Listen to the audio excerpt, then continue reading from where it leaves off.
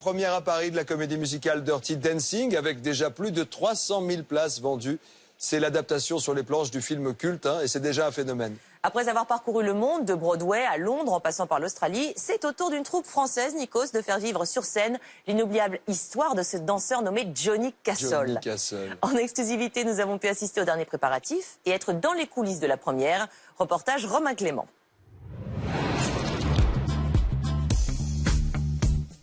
C'était jeudi soir au Palais des Sports de Paris. Ils sont 3700, fervents fans du film pour la plupart, à venir assister à la grande première de Dirty Dancing en France. C'est le film un peu de filles de notre enfance. C'est quoi les passages incontournables que vous avez envie de retrouver ce soir?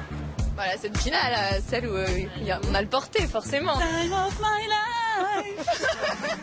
Des scènes et une bande originale culte. Le public est aussi venu pour mettre un visage sur le tandem mythique. Encore en pleine préparation au moment où le public entre en salle, Cécile Mazéas, alias Bébé. C'est une belle aventure et ça va être une belle soirée aussi, j'espère, je croise les doigts. C'est très fort, la pression monte, je réalise pas bien à certains moments, donc c'est très enthousiasmant. La vedette ce soir, c'est lui, Corentin Mazeau, 29 ans. Il incarne le charismatique professeur de danse, Johnny Castle. Et voilà, c'est là. Ça c'est chez vous alors? Ça c'est chez moi. C'est sobre en fait, hein? Ah bah oui, hein. Il y a déjà mon blouson qui est là avec mes chaussures. Donc la tenue intégrale de Johnny Castle. La tenue intégrale en sachant qu'il y a le jean et les lunettes de soleil. Il y a la panoplie mais surtout le challenge de marcher dans les pas de Patrick Swayze. Bon, Patrick Swayze, c'est sûrement beaucoup de virilité, en même temps beaucoup de sensualité, de sensibilité, ce côté très félin, animal.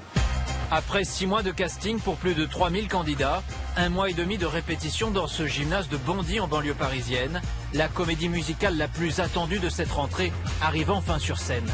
Avec ses répliques mythiques et ses danses sensuelles. Je l'ai là, ouais. Faut que tu lèves les jambes et que tu tends les jambes.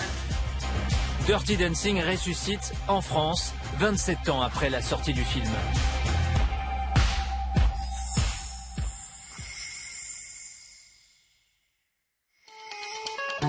Dix jours avant la première, la troupe de Dirty Dancing a pris ses quartiers au Palais des Sports. Fini les répétitions dans un gymnase de banlieue.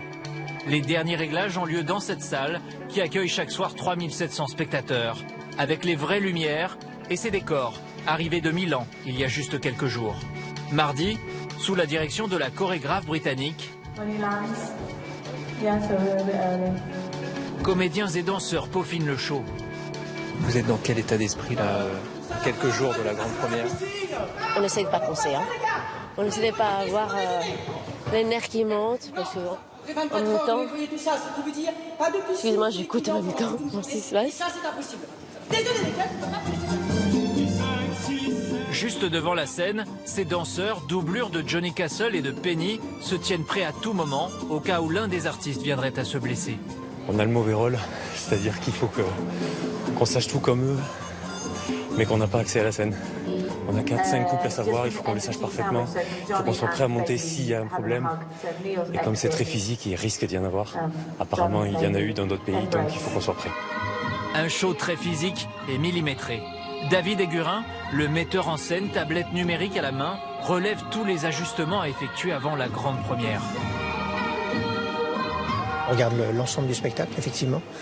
Si tout fonctionne bien, si le décor arrive au bon moment, si la lumière s'allume au bon moment, si les comédiens arrivent au bon moment. Évidemment, on a un œil sur la globalité du spectacle, effectivement. Là, c'est les ultimes réglages. Oui, il y a encore du boulot, mais c'est les ultimes réglages, effectivement. Si tout est si précis, c'est aussi parce que le cadre est imposé. Les producteurs français ont acheté la licence d'un spectacle clé en main qui fait recette depuis 11 ans, en Australie, à Broadway et à Londres.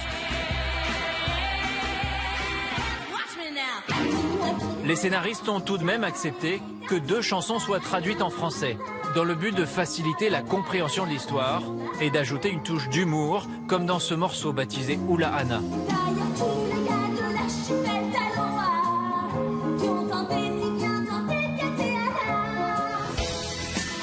Cette histoire d'amour, Entre Bébé, une jeune fille de bonne famille, et Johnny Castle, un viril professeur de danse, a marqué toute une génération.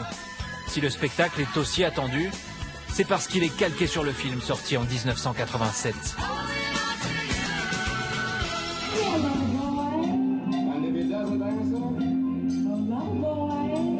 Et c'est dans le sillage de ce duo de légendes que doivent s'inscrire Cécile Mazéas et Corentin Mazo. Évidemment, Patrick Swayze a laissé une empreinte indélébile sur ce rôle. Mais justement, mon challenge aussi, c'est pas de faire un plagiat de Patrick Swayze, c'est de m'approprier aussi le rôle par rapport à ma personnalité. Vous imaginez un peu l'enjeu qui pèse sur vous, là, parce que tout le monde... Je le réalise un peu plus chaque jour, oui. Attendu aussi sa partenaire Cécile Mazéas, qui, comme Jennifer Grey dans la version originale, doit jouer du haut de ses 25 ans une adolescente de 17 ans. C'est quoi ton vrai nom, bébé? Frédéric. Frédéric, ça peut être aussi le nom d'un mec. Frédéric, pour moi, c'est le nom d'une vraie femme. Je pense que je suis allée pas mal chercher dans mon adolescence et d'essayer de gommer les traits trop femmes. Au tout début des répétitions, je faisais trop mûre. Donc c'est retrouver aussi ce côté 17 ans, quoi. 17 ans, dans une époque des années 60 où la femme n'était pas aussi émancipée qu'à notre époque. Pour les deux acteurs principaux, comme pour toute la troupe, les répétitions vont se poursuivre jusqu'au dernier moment. Sois plus directif sur tes indications quand tu donnes tes indications. Jeudi, 2 heures avant le lever de rideau. On y va? Pense à ta posture. Visualise ton centre de gravité. Bien. Concentre-toi. Voilà, top, comme ça. Ok, ouais, exactement. Est-ce que vous vous apportez mutuellement dans le jeu? Non, on se complète. Je pense que ouais, je lui apprends à danser et elle me change beaucoup de comédie. Donc c'est très intéressant, je pense. Elle vous agace parfois comme Patrick Swayze était agacé par Jennifer Grey? Tout le temps. Non, c'est pas vrai. Non, je suis super sympa. Alors que les artistes vont enfin pouvoir entrer dans leur bulle, la salle se remplit. Il n'y a plus de place. Pour ce show, déjà plus de 300 000 billets ont été vendus, un record. 7 minutes avant le démarrage, rassemblement général. C'est la première ce soir, la première d'une longue série de plusieurs mois. Donc on va en profiter, on va s'amuser tous ensemble pendant plusieurs mois. Excitation, embrassade et petites fessées pour tout le monde, comme un rituel clin d'œil aux chorégraphies lascives qu'il s'apprête à offrir au public.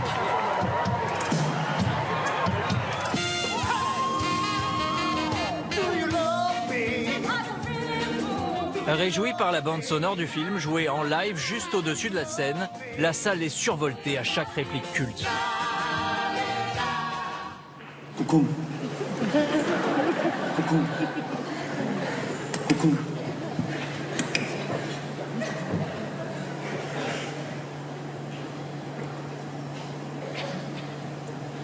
Ferme les yeux.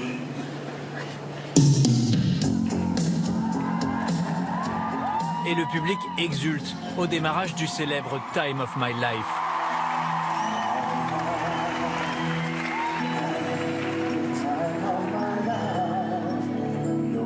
Mais les caméras sont priées de s'éteindre pour la scène finale.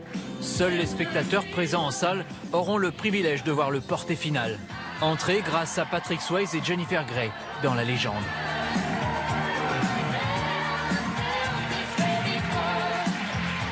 Après plus de 2 heures d'un show aussi physique que rythmé, le public est aux anges. J'ai vu plus de 35 fois le film, donc je le connais vraiment bien, c'est top, c'est sympa. Vraiment, je pense que là, ils ont fait un carton. Ah, sensationnel. Ça reflète vraiment bien le film. On se retrouve tout à fait quelques années en arrière. C'était super. Le porté, ça allait? Nickel, sans élan, impeccable. Super. Oui, on n'est pas déçus de la fin. Johnny et Bébé continueront d'enflammer le Palais des Sports de Paris pendant encore 3 mois, avant d'entamer une tournée province de près d'1 an.